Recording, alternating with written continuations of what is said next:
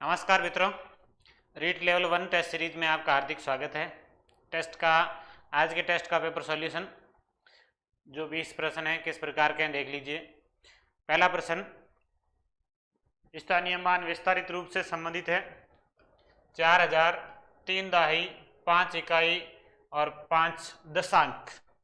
इसका जो टोटल मान होगा वो आपको बताना है।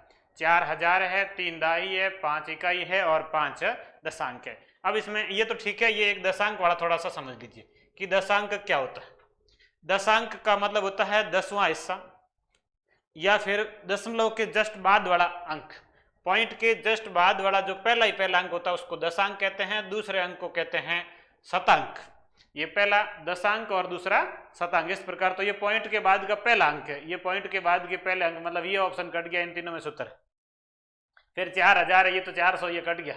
3 दहाई का मतलब 30 होना चाहिए और 5 इकाई का मतलब 35। तो ये 4000, 3 दहाई का मतलब 30, 5 इकाई का मतलब 5 और प्लस ये 0.5। पॉइंट के बाद का जो अंक है वो पहला अंक वो क्या है, 5। अब इसको जोड़ेंगे तो ये 4035.5, ये इसका आंसर आ जाएगा 4035.5। ये 4000 का अंक, उसके बाद सैकड़ा का नहीं है, 0, फिर दहाई का, फिर इकाई का और फिर दशांकन, फिर शतांकन, ऐसे चलता है। सीधा सीधा आप लिख सकते हैं, सीधा आंसर आ जाएगा। ये इतना ही आपको लिखना है। समझ में आ गया होगा। पहला प्रश्न बिल्कुल आसान सा प्रश्न है।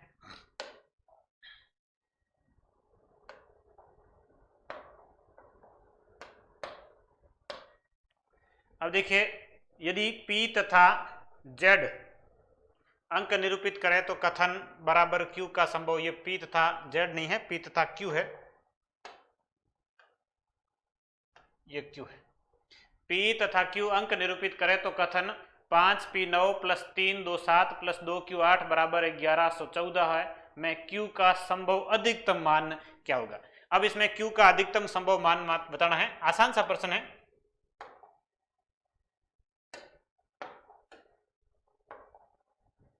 पांच P9 3 2 7 2Q8 और इसकी जो जोड़ है वो 1114। अब देखिए इस प्रश्न को कैसे हल करना। पिछले रीट के पेपर में एक इस तरीके का प्रश्न आया था, इस तरह से प्रश्न परीक्षा में पूछा गया है, तो ये इंपोर्टेंट प्रश्न है। अब देखिए इसमें ये जोड़ करनी थी। 9 7 16 8 24, 24 का 4 हासिल 2, 2 2 कितने हो गए 4। अब इसके साथ में क्या जोड़ना, P और क्या जोड़ने हैं Q, और इन दोनों को जोड़ने से यहाँ पर इकाई अंक 1 आया, मतलब 1 हासिल दिया होगा। हासिल दिया कि नहीं दिया, जोड़ लीजिए। 5 3 8, 8 2 10 और 1 हासिल का 11, बिल्कुल 1 हासिल दिया। उधर 1 हासिल दिया का मतलब ये इधर कितना होना चाहिए, 11 होना चाहिए। 4 प्लस P प्लस Q कितना होना चाहिए, 11 होना चाहिए। अब इसमें है Q का संभव अधिकतम मान। भाई Q ज्यादा से ज्यादा कितना लिख सकते, तो Q ज्यादा से ज्यादा लिखने के लिए आपको P को 0 लिखना होगा कि P को कम से कम लिखो। तो P को कम से कम क्या लिख सकते हैं, 0 लिख लीजिए। प्लस Q और बराबर कितना होना चाहिए, 11 होना चाहिए। तो Q बराबर 11 माइनस 4, 4 इधर घटा लो, 11 में से कितने बचेंगे, 7। Q का संभव अधिकतम मान क्या होगा, 7 होगा। Q का अधिकतम संभव मान क्या होगा, 7। ये आसान सा प्रश्न। जोड़ करनी थी 24, 24 में 4 हासिल 2, 2 2 4, इसके साथ में P और Q। 4 plus P plus Q बराबर कितना होना चाहिए, वो 1 आ रहा है, 1 हासिल दिया मतलब 11 होना चाहिए। तो यहां से आपको पता चलेगा कि जो P और Q है उन दोनों का मान 7 है, क्योंकि 11 है 4, ये तो ये 7 है। 7 में इसको अधिकतम करना, इसको 0 कर दो, ये अधिकतम कितना हो जाएगा, 7 हो जाएगा। P को कम से कम करेंगे तब Q को अधिकतम कर पाएंगे। इसके लिए P कम से कम कितना कर सकते हैं, बीच की संख्या 0, इससे कम तो कर नहीं पाएंगे। तो कम से कम क्या लिख दिया, 0। इसका मतलब Q कितना हो जाएगा, 4 घटा लो 11 में से कितने आ जाएंगे, 7 आ जाएंगे। इस तरीके से ये हल करना। आसान सा ही प्रश्न है।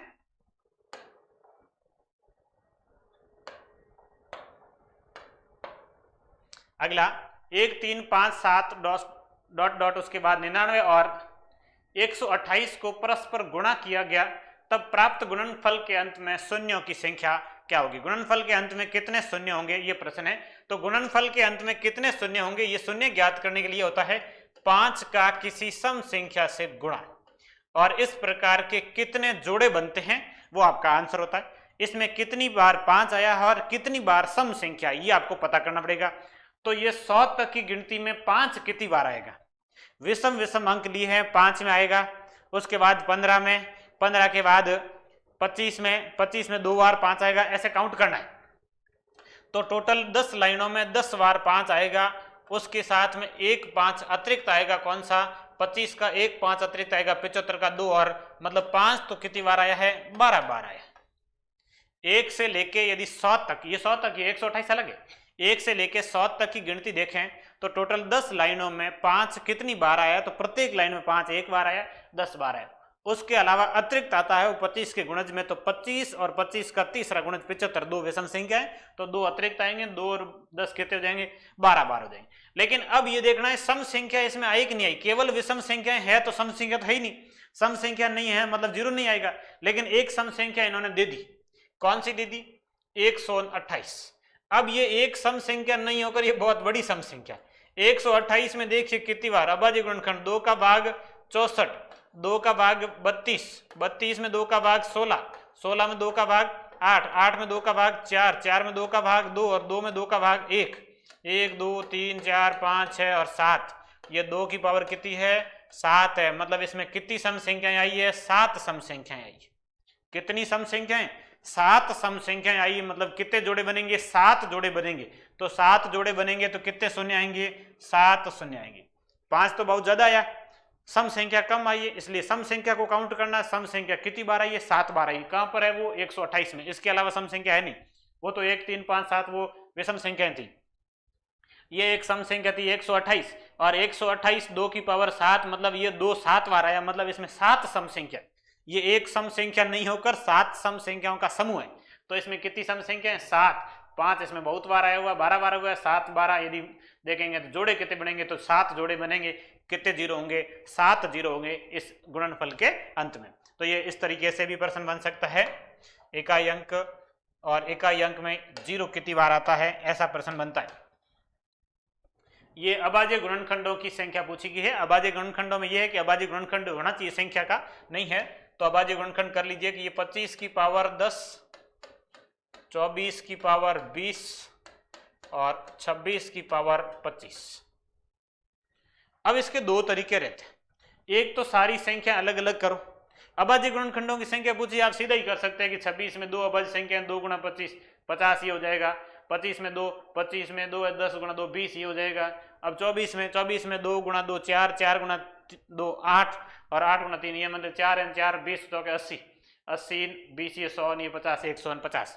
इस तरह से भी कर सकते हैं। लेकिन यदि टुकड़े करेंगे तो ये 5 गुणा 5 होगा। अभाज्य संख्या में तोड़ना होता है, क्रोनोनिकल रूप में लिखेंगे तब। 24 को 2 गुणा 2 गुणा 2 गुणा 3, 2 गुणा 2 4, 4 गुणा 3 12 और 12 गुणा 2 24, ये इसकी पावर 20 और 26 को 2 गुणा 13 और ये इसकी पावर 25। अब टोटल ये जो 20 पावर है ये सभी संख्याओं की, ये 10 पावर है दोनों की है और ये 25 पावर है दोनों की। तो टोटल मिला के 2 की पावर कितनी, क्रोनोनिकल रूप में लिखे तो। बाकी क्रोनोनिकल रूप में लिखने की जरूरत नहीं होती, आप प्रश्न यहाँ से हल कर सकते हैं। अभाज्य गुणनखंडों की संख्या पूछी है, कर सकते। क्रोनोनिकल रूप लिखेंगे तो ये होगा, ये 2 की पावर 20, ये 2 की पावर 20, ये 2 की पावर 20, तो 20 और 20 40 और 20 60, 60 और 20 80 5 85, 2 की पावर कितनी है 85। अब इसके साथ में 3 की पावर एक जगह ही है 20, उसके साथ में 5 की पावर ये 10, ये 10, ये 5 की पावर कितनी है 20, और उसके बाद ये 13 की पावर, और 13 की पावर कितनी है 25 है। ये इसका क्रोनोनिकल रूप होगा 2 3 5 13। और उसके बाद सभी पावर जोड़नी होती है। अभाज्य गुणनखंडों की संख्या का मतलब क्या जोड़ना है, पावर जोड़ना। 85 20 20 और 25 जोड़ के लिख लीजिए, ये अभाज्य गुणनखंडों की संख्या आ जाएगी 85 प्लस 20 प्लस 20 और प्लस 25। 85 25 25 हो जाएगा 110, 110 और ये 40 150, 150 इसका आंसर आ जाएगा। ये 150 इसमें अभाज्य गुणनखंडों की संख्या होगी। अभाज्य गुणनखंडों की संख्या पूछी है। अभाज्य गुणनखंडों की संख्या में क्रोनोनिकल रूप के अंदर पावर जोड़नी होती है। वैसे ये इसका फॉर्मूला था x plus Y plus Z, वैसे यहाँ फॉर्मूले की जरूरत नहीं है। इसमें अभाज्य संख्या कितनी है 2, और ये कितनी बार आई 10 बार, तो 2 गुणा 10 कितना हो जाएगा 20, ये ले लो। अब इसमें ये 20, ये अभाज्य संख्या आई इसमें 4 गुणा 20 कितना हो जाएगा 80, और ये 26 में 2 अभाज्य संख्या 25 2 50, इसको भी जोड़ दो, 80 20 100 50 कितने हो जाएंगे 150। इस तरीके से भी कर सकते हैं। तो कई तरीके हैं, ये इसका जो सिस्टमेटिक तरीका है कि क्रोनोलॉजिकल रूप से अपन अभाज्य गुणनखंडों की संख्या ज्ञात करते हैं। ये इसका 150 आंसर आ जाएगा। अगला, दो संख्याओं प्रत्येक 13 से बड़ी का म सद 13 और ल सद 273 संख्याओं का योग क्या होगा। जो HCF म स 13 दे रखा है, मतलब संख्याएं होगी 13x 13y। एक संख्या 13x होगी और दूसरी 13y होगी। कि जो मसद है वो वेनिस्ट गुणनखंड या कॉमन गुणनखंड होता है। मसद का मतलब वो तो दोनों में है ही, उसके अलावा सहअभाज्य संख्याएं और होगी, उनको अपन ने लिख दिया x और y। अब इनका यदि लसअप लेंगे तो ये लसअप आएगा 13xy। इन दोनों संख्याओं का एलसीएम लिया जाता है तो एक तो 13 कॉमन और उसके अलावा x और y, ये दोनों सहअभाज्य संख्या हैं जो कटी नहीं है क्योंकि 13 ही कॉमन था, इसके अलावा कॉमन कुछ भी नहीं है, तो ये xy। अब 13xy और बराबर लिखना 273 लसअप प्रश्न में दिया हुआ है, तो xy बराबर 13 का भाग दे दो। 273 में 13 का भाग 13 2 26, 1 13 एकम 13 21 बार x गुणा y बराबर 21 है। तो यहाँ से x और y के मान 1 और 21, 3 और 7, 3 गुणा 7 21 होता है, 1 गुणा 21 भी 21 होता है, 3 गुणा 7 भी 21 होता है। दो सहअभाज्य संख्याएं बनेगी और इसमें कोई टुकड़े नहीं हो रहे 21 के। तो दो सहअभाज्य संख्याएं इस प्रकार ये दो जोड़े बन रहे। यदि ऐसा प्रश्न होता कि इस प्रकार की संख्याओं के कितने युग्म होंगे, यदि वो 13 से बड़ी नहीं लिखा हो तो 13 से बड़ी नहीं लिखा हो, तब 13 से बड़ी नहीं लिखा हो तो इस प्रकार की संख्याओं के कितने युग्म होंगे, दो होंगे। लेकिन इसने प्रश्न में ये बता दिया कि दोनों संख्याएं क्या 13 से बड़ी है। यदि x का मान 1 रखते हैं तो संख्या क्या हो जाएगी 13 हो जाएगी। तो प्रश्न कह रहा है कि संख्या 13 से बड़ी है। 13 से बड़ी है मतलब ये युग्म सही नहीं है, क्योंकि ये x का मान 1 रखते ही संख्या क्या आ जाएगी 13 आ जाएगी। 13 आ जाएगी, 13 से बड़ी बतानी है, 13 से बड़ी नहीं है, तो ये उत्तर नहीं होगा। तो दूसरा ये 3 और 7, तो x का मान रखना 3, 13 गुणा 3 और ये 13 गुणा 7। x का मान 3 और y का मान 7 रखेंगे तो 13 तिया 39 और 13 7 91, ये दोनों संख्याएं और इन दोनों का जोड़ कर दीजिए। 39 और 91 जोड़ेंगे 129 हो जाएगा। 39 प्लस 91 बराबर 129, संख्याओं का योग कितना होगा 129 होगा। इस प्रकार की दोनों संख्याएं जो 13 से बड़ी है, इनका योगफल कितना होगा 129। संख्याएं कौन सी होगी 39 और 91। यदि ये लाइन नहीं लिखकर पूछ ले कि इस प्रकार की संख्याओं के कितने युग्म होंगे, तो दो युग्म होंगे। उन दोनों युग्मों में से एक युग्म इस शर्त को फॉलो नहीं करता है, इसलिए ये कट गया और ये बच गएगा, जो का उत्तर आ जाएगा। इस तरीके से ये लसब मसब का इंपॉर्टेंट प्रश्न है।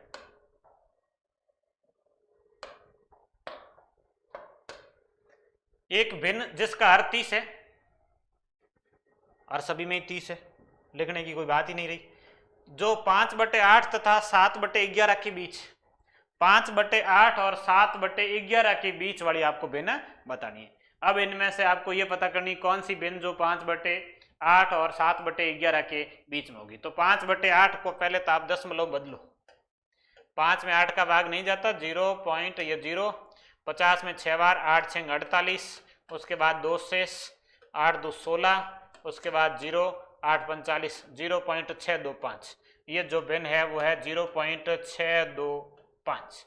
अब उसको भी बदलो, 7/11 को 7 में 11 का भाग दे दो, 11 का भाग नहीं जाता, ये 0.70, 70 में 11 का भाग 6 बार, 11 6 66, 4 शेष पल 0, 11 तिया 33, उसके बाद 7 शेष पल, ये 0.6363 इस तरह से आएगा। तो दूसरा वाला भिन्न है वो 0.633, 0.625 0.633 के बीच की भिन्न बतानी है। 0.625 और 0.633, 62 और 63 के बीच में कौन सी इनमें से भिन्न आएगी। बदलो फिर भिन्नों को, 18/30, ये संख्याएं कट रही है, 6 से कट जाएगा, ये 3 बार, ये कट जाएगा 5 बार, 3/5 का मतलब ये है 0.6, तो ये तो इससे पहले होगी। 18/5 18/30 3/5 0.6 इनके बीच में नहीं है। ये 60 है, ये 62 और 63 है, 62 63 मतलब 62.5 के बाद में 63 पॉइंट, ये जो इसके बीच में बताना है, ये 60 है तो ये पहले हो गया, ये नहीं होगा। अगला 19/30, अब 19 30 नहीं घटता, भाग दो, 19 में 30 का भाग भाग नहीं जाता, 0 पॉइंट, ये 0 लगा लीजिए। उसके बाद 190 में 30 का भाग 6 3 18, 180। उसके बाद शेष बचेगा 10 और 0, बिल्कुल ये आ जाएगा 90 10, और फिर वही ये 3 3 3 आ रहा है, और उसमें जो आ रहा था वो 3 6 आ रहा था, 3 3 नहीं है, ये 6, ये 636 है, ये 633 है, ये इसके बीच में आ गया 62 और 63 के। इसका ऑप्शन नंबर 2 सही है, और इसको ऑप्शन से हल करना, इसका और कोई तरीका नहीं है। दो संख्याओं को दशमलव बदल दिया और फिर ऑप्शन से पता कर लो कौन सी बीच में आ रही, ऑप्शन नंबर 2 बीच में आ रही, इसका उत्तर हो जाएगा ऑप्शन नंबर 2। ये इसका आसान सा सवाल ही है, केवल भाग देके हल करना है। कैलकुलेशन फास्ट कैसे होगी, डेली गुणा भाग करेंगे तो अपने आप फास्ट होंगे, पहाड़े याद होंगे, पहाड़े याद नहीं होंगे तो फिर होंगे नहीं। कैलकुलेशन फास्ट करने का तरीका यही होता है कि आप कैलकुलेशन डेली प्रैक्टिस करिए, गुणा भाग करिए, पहाड़े याद करिए, अपने आप कैलकुलेशन फास्ट हो जाएगी। अगला, n संख्याओं का औसत ये x है, प्रिंटिंग मिस्टेक है थोड़ी, n संख्याओं का औसत x है। यदि दो संख्याओं में से प्रत्येक से 36 घटा दे, नया औसत x - 8 हो जाता है, n का मान क्या होगा। औसत का नॉर्मल सा प्रश्न है, कुछ संख्याएं जिनका औसत दिया हुआ है और उनमें से 36 घटा दे, दो में से 36 घटाएंगे, 36 और 36 को मिला के कितना घटेगा, 72 घटेगा। प्रत्येक में से 36 घटाते हैं तो दो संख्याओं में से 36 36 कितना घटाएंगे, 72 घटाने से 8 कम हो गया, घटाया कितना 72, कितना कम हो गया 8 कम हो गया, मतलब संख्या कितनी होगी 9 होगी। 8 8 हैंगन बंटाया, मतलब 9 संख्या हुई, औसत 8 कम हुआ, टोटल 72 कम हुआ। भाई एक संख्या के हिस्से में 8 आया, टोटल संख्या कितनी होगी 72 था, एक संख्या के हिस्से में 8 आ रहा, मतलब 9 संख्याएं होगी, तो इसका उत्तर आ जाएगा सीधा सीधा 9। एक तरीका तो ये। अब दूसरा, इसको ऐसे कर सकते थे कि n संख्याओं का औसत x है, तो इन n संख्याओं का योग हो जाएगा xn। उसके बाद 2 में से 36 घटा दें तो नया योग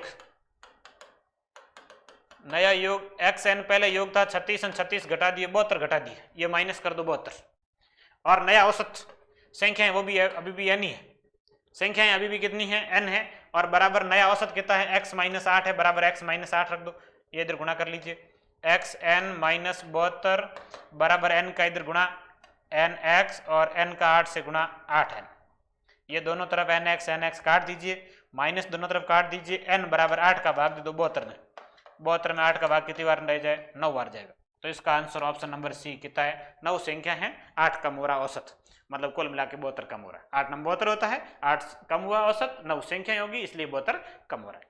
ये आसान सा प्रश्न है।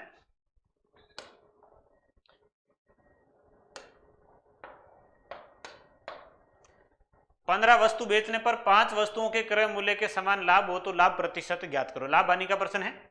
15 वस्तु बेचने पर 5 वस्तुओं के क्रय मूल्य के समान लाभ हो तो लाभ प्रतिशत ज्ञात करो। अब 15 वस्तुएं थी, उनका क्रय मूल्य विक्रय मूल्य आपको मानना है, कोई भी मान लीजिए, जैसे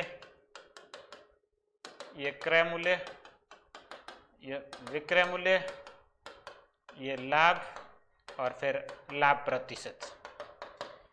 15 वस्तुएं बेची, मतलब 15 वस्तुएं खरीदी होगी और 15 बेची। मान लीजिए एक वस्तु 1 रुपए की है, एक वस्तु 1 रुपए में खरीदी, तो 15 वस्तुएं कितने रुपए में खरीदेगा, 15 रुपए में खरीदेगा। एक वस्तु 1 रुपए में खरीदी, ये माना गया, तो 15 वस्तुएं कितने में खरीदी, 15 रुपए में खरीदी, और उसके बाद 5 वस्तुओं के क्रय मूल्य के बराबर लाभ हो गया। एक वस्तु कितने रुपए की है, क्रय मूल्य की बात हो रही, क्रय मूल्य एक वस्तु 1 रुपए की है, तो 5 वस्तुओं का क्रय मूल्य कितना हो जाएगा, 5 रुपए हो जाएगा। लाभ कितना हो रहा है, 5 रुपए लाभ हो रहा, किस पर, 15 रुपए पर। 15 रुपए पर 5 रुपए लाभ हो रहा, लाभ प्रतिशत, लाभ 5 बटे क्रय मूल्य 15 गुणा 100, ये कट जाएगा, 5 15 से 3 बार 100 में 3 का भाग 33, सही 1/3%, ये इसका आंसर है। 15 वस्तुएं थी और 5 वस्तुओं के क्रय मूल्य के बराबर लाभ हुआ, तो 15 वस्तुओं का क्रय मूल्य मान लिया 15 रुपए, और लाभ है वो भी 5 रुपए, क्योंकि एक वस्तु का क्रय मूल्य 1, 15 का 15 और 5 का 5, 5 रुपए लाभ हुआ, 15 रुपए क्रय मूल्य पर। लाभ प्रतिशत के लिए लाभ बटे क्रय मूल्य गुणा 100, लाभ 5 बटे क्रय मूल्य 15 और गुणा 100, कितने परसेंट हो जाएगा, 33, सही 1/3%। ये रीट में पिछला जो पेपर था उसमें ऐसा ही पेपर प्रश्न आया हुआ था लाभ हानि का। यदि x, y, z 3 धनराशियां, साधारण ब्याज का प्रश्न है, 3 धनराशियां इस प्रकार है कि एक ही अवधि के लिए एक जैसी साधारण ब्याज दर पर y z के साधारण ब्याज के बराबर है। y बराबर z का साधारण ब्याज, z का साधारण ब्याज z गुणा r गुणा t बटे 100, दर समय नहीं पता, लिख लीजिए आर टी और बटे में 100। वाई जेड के साधारण ब्याज के बराबर है, जेड का साधारण ब्याज क्या होगा, जेड गुना आर टी और बटे में 100। दर है, ये समय है नहीं दिया हुआ, जो है लिख लेंगे। अगले बात, जेड वाई के साधारण ब्याज के बराबर है, ये जेड बराबर वाई का साधारण ब्याज वाई गुना आर गुना टी बटे 100। इस तरीके से दो समीकरण बने। पहली कंडीशन वाई जेड के साधारण ब्याज के बराबर, दूसरी में जेड वाई के साधारण ब्याज के बराबर। इनमें से कौन सा कथन सही होगा और कौन सा गलत, ये पूछा गया। तो ये दो लाइन लिख ली, वाई है जेड के ब्याज के बराबर, जेड है वाई के ब्याज के बराबर। अब इसके बाद ये आर टी बटे 100 और आर टी बटे 100 दोनों में कॉमन है, तो यहां से आर टी बटे 100 का मान लेते हैं तो वाई बटे जेड हो जाएगा। आर टी बटे 100 तो वाई बटे जेड बराबर ये आर टी बटे 100। इसमें आर टी बटे 100 लें तो ये जेड बटे वाई बराबर आर टी बटे 100। ये वाई बटे जेड और जेड बटे वाई। प्रश्न में मिस्टेक है, प्रिंटिंग मिस्टेक है, सही नहीं लिखा गया है प्रश्न। वाई जेड के साधारण ब्याज के बराबर है, जेड वाई के साधारण ब्याज के बराबर है, जेड एंड वाई दो ही आ रहे हैं इसमें, पहले Y Z and Z Y. प्रश्न में प्रिंटिंग मिस्टेक है, थोड़ा सा गलत लिखा गया है। वाई दोनों में कॉमन है, एक जेड है दूसरा एक्स है।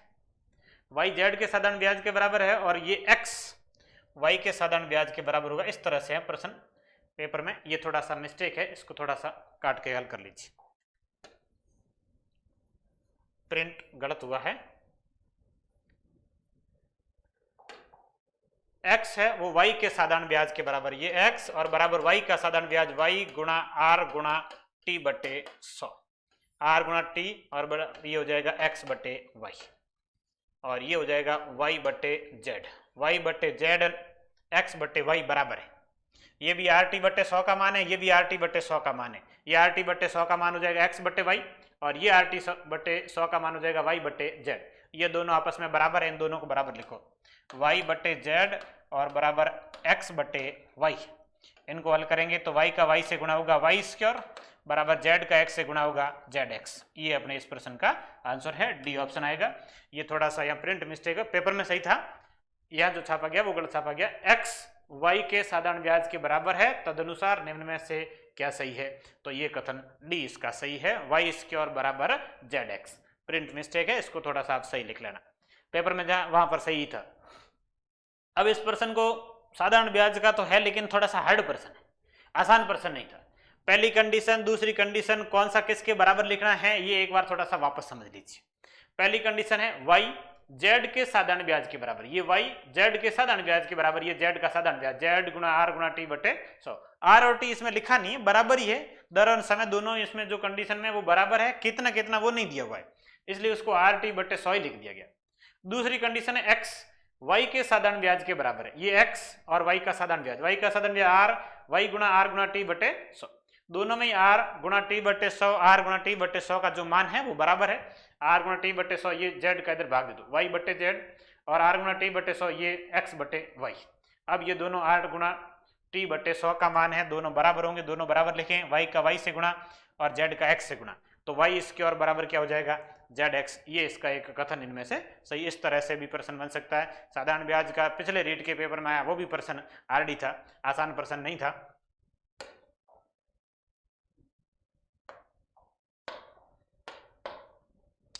एक आयताकार बगीचे के चारों ओर तार लगवाने का व्यय 5 रुपए प्रति मीटर की दर से 25 रुपए है। यदि बगीचे की लंबाई चौड़ाई से 1.5 गुनी हो तो उसकी लंबाई क्या होगी। 5 रुपए प्रति मीटर के हिसाब से 2500 रुपए खर्चा आया, मतलब उसकी चारों ओर तार लगा रहे हैं, मतलब परिमाप। ये आयताकार बगीचे के चारों ओर तार लगा रहे हैं, उसका परिमाप कितना होगा, 2500 रुपए लगे और 5 रुपए प्रति मीटर के हिसाब से लगे तो 5 का भाग दे दो 2500 में, लंबाई कितनी होगी, 5 से गुणा करके 2500 लाएंगे तो उसकी जो तार की जो टोटल लंबाई मतलब परिमाप कितना हो जाएगा, तो परिमाप हो जाएगा 500 मीटर। ये परिमाप प्रश्न के अनुसार कितना हो जाएगा, 500 मीटर हो जाएगा। 2500 रुपए खर्चा आया टोटल, 5 रुपए प्रति मीटर के हिसाब से आया तो 5 का भाग दे दिया गया। 2500 में 5 का भाग दिया, कितनी बार गया, 500 बार। 500 मीटर क्या है, परिमाप है, लंबाई चौड़ाई से 1.5 गुनी है, लंबाई और चौड़ाई। चौड़ाई मान लीजिए x, लंबाई इसकी 1.5 गुणी मतलब 3x/2। 1.5 गुणा मतलब 3/2 से गुणा कर दो, ये 2 एकम 2 1 3/2, 3/2 से गुणा कर लीजिए, 1.5 गुणा हो जाएगा। और इन दोनों का जो योग बराबर परिमाप दुगुणा करके जोड़ेंगे तो परिमाप का सूत्र होता है 2 गुणा लंबाई प्लस चौड़ाई और बराबर 500। 2 लंबाई का मान है 3x/2 प्लस चौड़ाई का मान x और बराबर ये 500। ये जोड़ करेंगे तो 2 का इधर गुणा जाएगा 3 और 2 5x, 5x/2 और बराबर 500। 2 से 2 काट दीजिए, x बराबर 500 में 5 का भाग देंगे कितनी बार, 100 बार। x का मान 100 आ जाएगा, चौड़ाई आ जाएगी 100, लंबाई इसकी 1.5 गुणी कितनी आ जाएगी 150। कौन सा पूछा गया, लंबाई। लंबाई कितनी होगी 150 की। ये लंबाई कितनी है 150 है, चौड़ाई 100 है, 150 में 100 हो जाएगा 250 और 250 का दुगुना कितना हो जाएगा 500। परिमाप कितना होना चाहिए 500 होना चाहिए। बिल्कुल आसान सही प्रश्न है। अब इसमें यह है कि परिमाप नहीं देकर इसमें खर्चा दिया हुआ था, 2500 रुपये खर्चा है और 5 रुपए के हिसाब से उसने पैसे लिए, मतलब 5 का भाग दे दो कितने मीटर उसका परिमाप होगा, तो 2500 में 5 का भाग कितनी बार गया 500 बार। तो 500 मीटर परिमाप, लंबाई चौड़ाई 1.5 गुणी दे रखी है, उसको हल करके मान ज्ञात करना है। 150 मीटर इसकी लंबाई होगी, चौड़ाई इसकी 100 मीटर होगी, परिमाप इसका 500 हो जाएगा।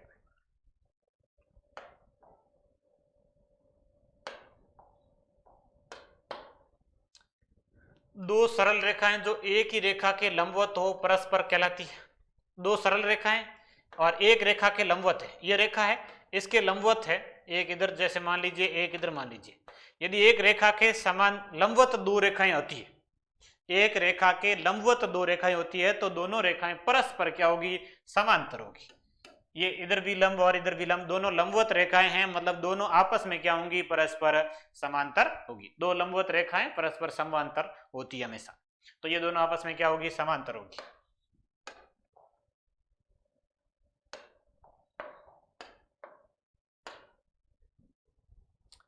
किसी समबहुभुज का प्रत्येक आंतरिक कोण उसके बाह्य कोण के 8 गुणे से 18 अधिक है, तद अनुसार उस बहुभुज की कुल भुजाएं कितनी है। अब इस प्रकार का प्रश्न है, बहुभुज का आंतरिक कोण बाह्य कोण, ये आंतरिक कोण ये बाह्य कोण। अब देखिए इसके 2-3 तरीके हैं जिससे अपन कर सकते हैं। आंतरिक कोण बाह्य कोण, पहले तो कैसे दे रखा है कि आंतरिक कोण है वो बाह्य कोण के 8 गुणे से 18 अधिक है। बाह्य कोण मान लीजिए x और ये इसके 8 गुणे मतलब 8x, 18 अधिक मतलब प्लस 18। बाह्य कोण के 8 गुणे से 18 अधिक है, ये 8 गुणा प्लस ये 18 अधिक हो गया। और इन दोनों का योग, किसी भी बहुभुज के अंतः कोण और बहिष कोण का जो योग होता है वो हमेशा 180 डिग्री होता है। अंतः कोण और बहिष कोण एक सरल रेखा में होते हैं, इन दोनों का योग 180 होगा, मतलब 8x प्लस 18 प्लस x बराबर कितना होगा 180। अंतः कोण और बहिष कोण का योग 180 होता है, इनका योग 180। 8x ने एक ये x हो जाएगा 9x और 180 में से 18 घटा लीजिए। नहीं घटाएं तो आप 9 का भाग उधर पहले कॉमन लेके दे दो तो और आसान हो जाता है कि 180 में 9 का भाग देना हो रहा, ये 9x प्लस 18 बराबर 180, 9 का भाग दे दो दोनों और भाग देना आसान है। 9x में 9 का भाग जाएगा x बार, 18 में 9 का भाग जाएगा 2 बार और 180 में 9 का भाग जाएगा 20 बार। तो x बराबर ये 2 इधर घट जाएगा, 20 में से कितना आ जाएगा 18, x बराबर कितना आएगा 18। ये बाह्य कोण का मान कितना आ गया 18 डिग्री आएगा। अभी उत्तर नहीं आया, उत्तर और है, प्रश्न में उत्तर नहीं आया है। उत्तर क्या है, बहुभुज की कुल भुजाएं कितनी है, भुजाओं की संख्या पूछी।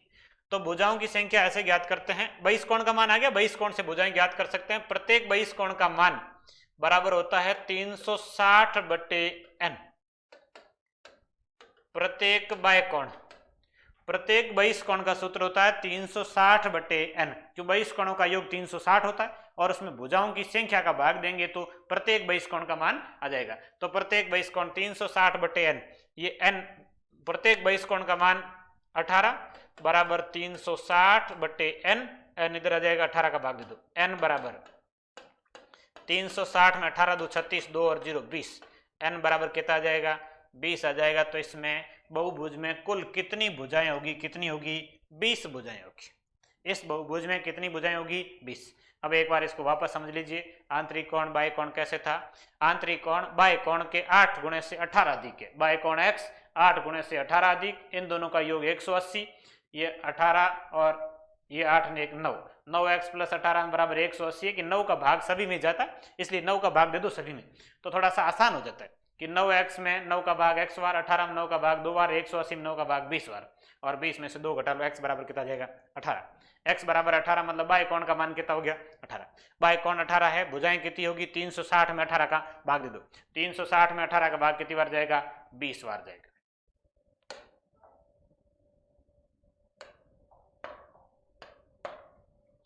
दस सेमी त्रिज्या वाले दो वृत्तों के केंद्रों के बीच की दूरी 8 सेमी है।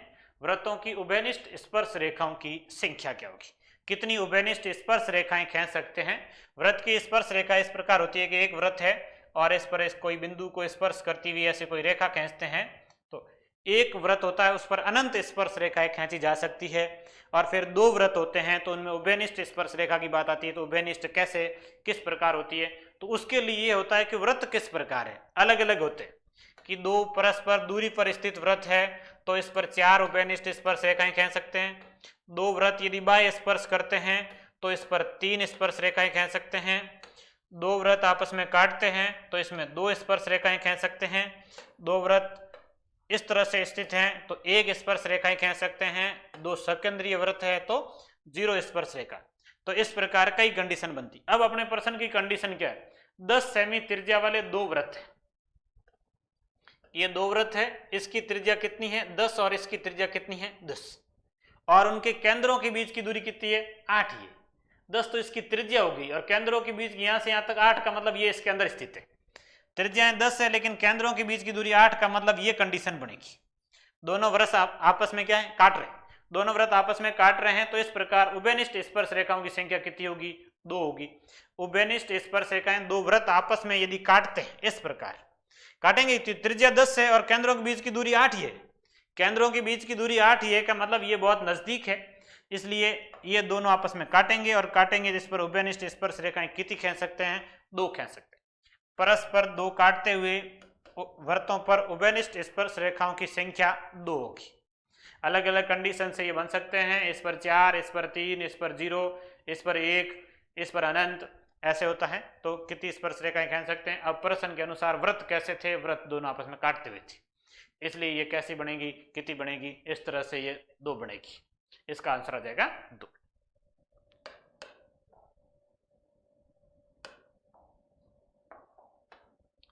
यदि समांतर चतुर्भुज के विकर्ण समान और परस्पर लंबवत हो तो, समांतर चतुर्भुज के विकर्ण परस्पर समान और लंबवत, लंबवत का मतलब समकोण पर समद्विभाजित। एक प्रश्न एक पहले और टेस्ट में ये आ चुका है सही। समकोण पर समद्विभाजित किस किस में होते हैं ये भी आपको बताया था। समकोण पर समद्विभाजित होते हैं एक वर्ग में और एक होते हैं समचतुर्भुज में। वर्ग और समचतुर्भुज में क्या होते हैं? समकोण पर समद्विभाजित होते हैं। ये इंपॉर्टेंट बात है। वर्ग और समचतुर्भुज के जो विकर्ण होते हैं वो परस्पर समकोण पर समद्विभाजित होते हैं। अब दूसरी कंडीशन विकर्ण बराबर भी है। अब ये 2 ऑप्शन है, दोनों ही ऑप्शन है, समचतुर्भुज भी है और वर्ग भी है। समकोण पर समद्विभाजन के तो दोनों है, परस्पर लंबवत का मतलब समकोण पर समद्विभाजन हो गया, वर्ग और समचतुर्भुज। विकर्ण समान है। अब इन दोनों में से विकर्ण समान किस में होते हैं? विकर्ण समान आपको बताया था, एक होता है आयत में और एक होता है वर्ग में। आयत और वर्ग में क्या होते हैं? विकर्ण आपस में बराबर होते हैं। विकर्ण दोनों ही, आयत के दोनों विकर्ण बराबर और वर्ग के दोनों विकर्ण भी बराबर होते हैं। तो विकर्ण बराबर भी होना चाहिए और समद्विभाजन तो बराबर वर्ग में होते हैं, समद्विभाजन भी वर्ग में होते हैं। तो इस प्रकार की आकृति क्या बनेगी? वर्ग बनेगी। यदि विकर्ण बराबर है मतलब आयत या वर्ग हो सकता है, लेकिन समद्विभाजित हो रहे हैं समकोण पर, इसका मतलब आयत नहीं होगा। आयत में समकोण पर समद्विभाजन नहीं होता है। समकोण पर समद्विभाजन किस में होता है? वर्ग में होता है। तो इस प्रश्न का आंसर क्या होगा? वर्ग होगा। समांतर चतुर्भुज से कोई लेना देना नहीं है। विकर्ण समान और परस्पर लंबवत हो रहे, यहां से पता करना है। विकर्ण परस्पर समान और लंबवत लंबवत किस में होते हैं? वर्ग में। और समचतुर्भुज में समान किस में होते हैं? आयत में। और वर्ग में दोनों में कॉमन कौन सा है? वर्ग है। मतलब उत्तर क्या होगा? वर्ग होगा। तो इस प्रश्न का आंसर क्या है? वर्ग है।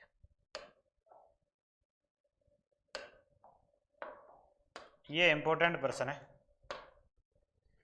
यदि ओ त्रिभुज का अंत केंद्र है तो x का मान क्या होगा? ये x यहाँ ज्ञात करना है। ये 40 डिग्री दिया हुआ है और ओ वृत्त का अंत केंद्र त्रिभुज का। अब इसके लिए आपको ये पता होना चाहिए त्रिभुज का अंत केंद्र होता क्या, मतलब उसकी परिभाषा क्या है। अंत केंद्र जो होता है वो कोणों के समद्विभाजन से बनता है। अंत केंद्र की परिभाषा कोणों के समद्विभाजन, कोणों के समद्विभाजक जो मिलेंगे आपस में या जिन उनका कटान बिंदु होता है उसको कहते हैं अंत केंद्र। ये अंत केंद्र जो कोणों का समद्विभाजन है, मतलब कोण के बराबर दो भाग किए, ये भाग और ये भाग बराबर होगा और ये भाग और ये भाग बराबर होगा। इस तरह से ये जो आपस में मिल रहे हैं ये कोणों के समद्विभाजन का मतलब बराबर दो भागों में बांटा गया। तो एक त्रिभुज के तीनों कोण, मतलब कोण ए बी और सी, इन तीनों का योग होगा 180। त्रिभुज के तीनों कोणों का योग कितना होगा? 180। उसमें से एक कोण दिया हुआ ए कितना है? 40। ये 40 प्लस बी प्लस सी बराबर 180। तो यहां से बी और सी का जो मान आएगा वो 180 में से 40 घटा दीजिए। बी और सी का मान कितना आएगा? 140 आएगा। पूरा समझ लीजिए फिर याद हो जाएगा। बी और सी का मान कितना हो जाएगा? 140। ये कोण बी और ये कोण सी, इसका मान 140। अब इसका आधा आधा करें तो कितना होगा? आधा आधा। इन दोनों का योग 140 है, यदि आधा आधा करेंगे तो उनका योग कितना होगा? 70 होगा। आधा कर लीजिए। अब ये कि कोण बी का आधा प्लस सी का आधा बराबर 140 का आधा कितना हो जाएगा? 70 हो जाएगा। कोण बी और कोण सी का जो आधा भाग है, मतलब ये और ये दोनों मिला के कितने होंगे? 70 होंगे। अब इस त्रिभुज में तीनों कोणों का योग कितना होगा? 180 होगा। उसमें तीन कौन से? एक है b बटे 2, एक है c बटे 2 और एक है x, और इन तीनों को मिला के कितना होगा? 180 होगा। b का आधा, c का आधा और प्लस x, b का आधा, c का आधा और x तीनों मिला के कितने होंगे? 180 होंगे। b का आधा और c का आधा, इसका मान यह आपने ज्ञात किया कितना? 70। अब प्लस x और बराबर 180, 180 में से 70 घटा लीजिए, x बराबर कितना आ जाएगा? 110 डिग्री आ जाएगा। तो इस तरीके से ये x का मान कितना होगा? 110 डिग्री होगा। यहाँ पर प्रश्न अंत केंद्र का, परिकेंद्र का और लंब केंद्र का, इनके सबके अलग अलग बनते हैं। कैसे कैसे प्रश्न बनेंगे? एक एक टेस्ट में कोई न कोई प्रश्न आगे आएगा। आगे कहीं न कहीं परिकेंद्र का आएगा, बाह्य केंद्र का आएगा, लंब केंद्र का आएगा, सारे बनेंगे। ये अंत केंद्र का क्लियर होना चाहिए, बाकी आप खुद पढ़ लेना, फिर अगले टेस्ट में मैं प्रश्न दूंगा। तो इस x का मान कितना है? 110 डिग्री आएगा।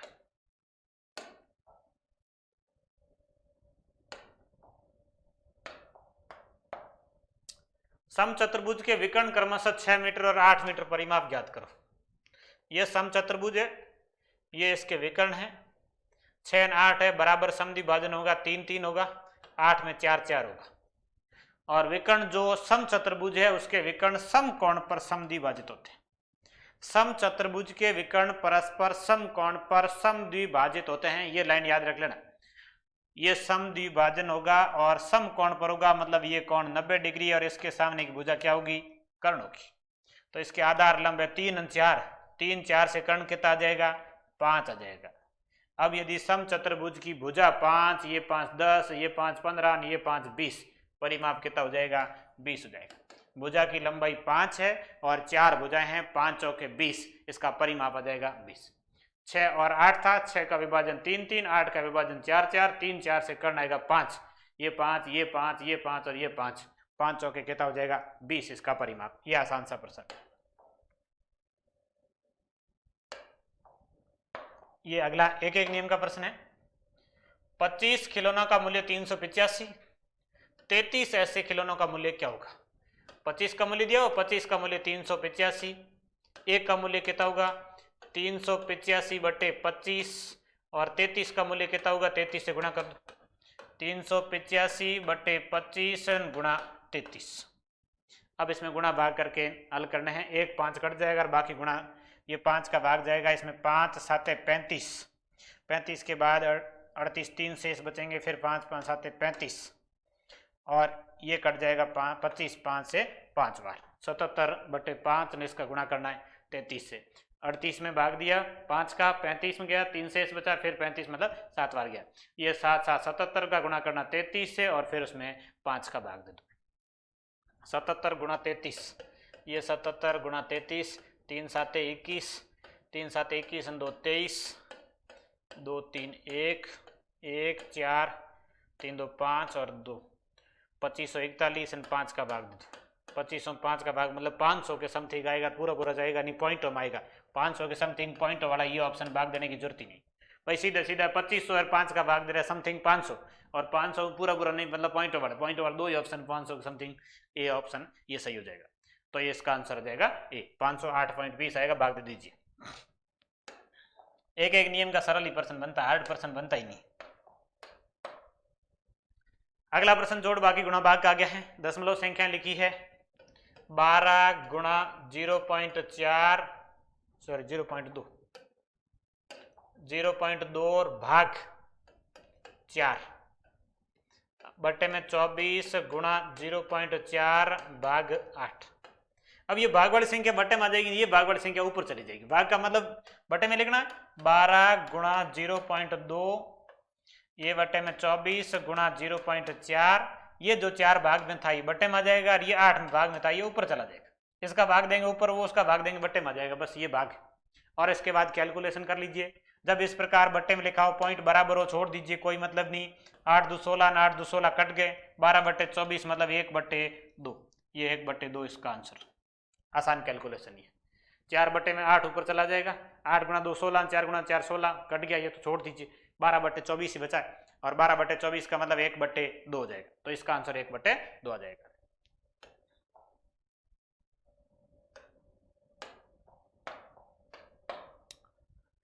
भाग के प्रश्न में भागफल का 5 गुणा है और शेषफल भागफल से 27 अधिक है। यदि शेषफल 50 है तो भाज्य है। भाग के प्रश्न में भागफल का 5 गुणा, यह भाजक बराबर भागफल गुणा 5। दूसरी कंडीशन, शेषफल भागफल से 27 अधिक है, यह शेषफल बराबर भागफल प्लस 27। भागफल से 27 ज्यादा, भागफल में 27 जोड़ेंगे तो क्या आएगा, शेषफल आएगा। यदि शेषफल 50 है, ये शेषफल 50 है, तो बराबर भागफल प्लस 27, मतलब भागफल कितना हो जाएगा, 27 उधर घटा लो, 50 में से 27 घटाएंगे कितने बचेंगे, 23 बचेंगे। 27 उधर घटा लीजिए, मतलब भागफल कितना आ जाएगा, 23। शेषफल कितना है, 50। अब बचा भाजक कितना है, भागफल गुणा 5, भागफल है 23 गुणा 5, ये भाजक आ जाएगा। भाजक बराबर 23 गुणा 5, 5 3 15, 5 2 10 1 11, 115, ये आ जाएगा भाजक। ये भागफल, ये शेषफल। अब क्या पूछा, भाज्य का सूत्र है अपने पास, भाज्य बराबर भाजक गुणा भागफल और प्लस शेषफल, ये फॉर्मूला। भाज्य बराबर होता है भाजक गुणा भागफल प्लस शेषफल। अब इसमें भाजक, ये भाजक 115 गुणा भागफल 23 प्लस शेष 50, ये इसका आंसर आ जाएगा।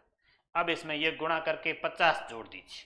23 का 115 से गुणा करेंगे, 23 का 5 से गुणा, 23 गुणा 5 115, 115 5 हासिल लगेंगे 11, फिर 23 का 1 से गुणा 23, और 23 के साथ में 11 जोड़ेंगे तो ये 34, 34 में 4 हासिल लगेगा 3, 23 का 1 से गुणा 23 3 26, 2645 ये 50 जोड़ दीजिए तो ये 2645 50 हो जाएंगे 95, 2695 इसका आंसर आ जाएगा 2695, ऑप्शन नंबर बी इसका आंसर आ गया।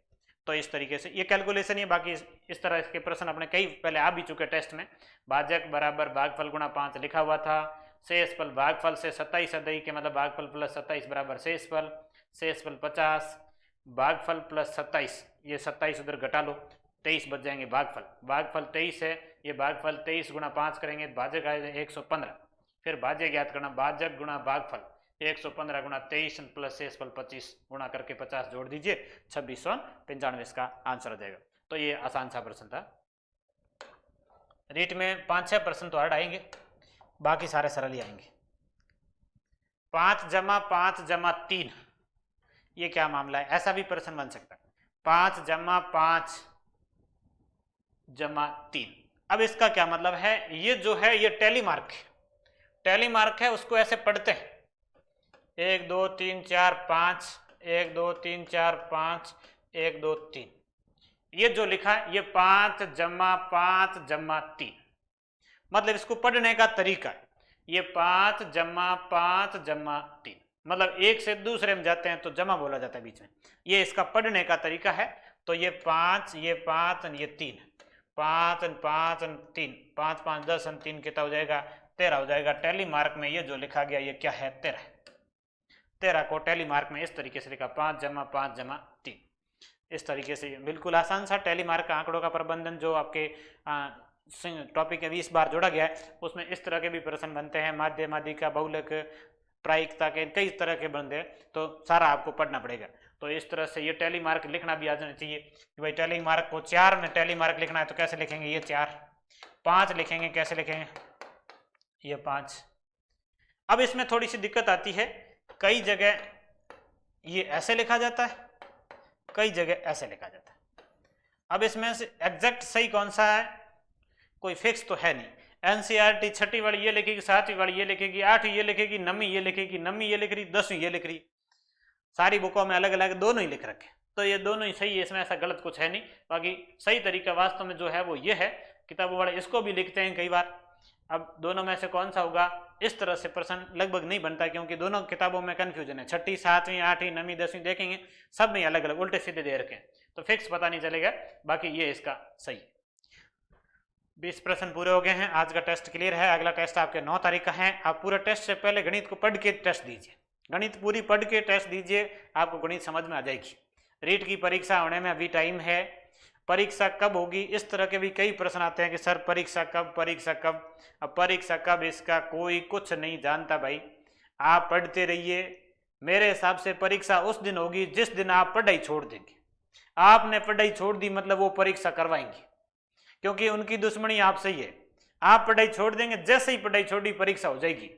तो इस तरह ये ध्यान रखना कि पढ़ाई नहीं छोड़नी है। परीक्षा उस दिन होगी जिस दिन आप पढ़ाई छोड़ चुके होंगे और परीक्षा की तिथि आएगी, तो फिर समस्याएं खड़ी हो जाएगी कि पढ़ाई छोड़ चुके मतलब भूल गए। तो पढ़ाई छोड़िए मत, अभी आपके पास टाइम है, काफ़ी टाइम है। 3 महीने परीक्षा के लिए 100% है। तो इन 3 महीनों में आप ढंग से पढ़िए, सही ढंग से पढ़िए, आपको पूरे मुँह से पूरे नंबर ला सकते हैं। इस गणित में तो ला ही सकते हैं, 30 में से 30 ला सकते हैं यदि आप ढंग से 2 महीने पढ़ेंगे तो। इसमें 30 में से 30 लाएंगे, बाकी वालों को भार हल्का हो जाएगा। और अभी कल 5 जून को अपने गणित के कोर्स में भी आपको एक बिल्कुल छूट दी गई है, बहुत ज़्यादा छूट। 199 रुपये फीस है केवल। संपूर्ण गणित का कोर्स रीट लेवल 1 का 199 रुपये, मात्र 199 रुपये में आपको संपूर्ण गणित का कोर्स दे रहे हैं। इससे सस्ता तो कुछ होता नहीं भाई।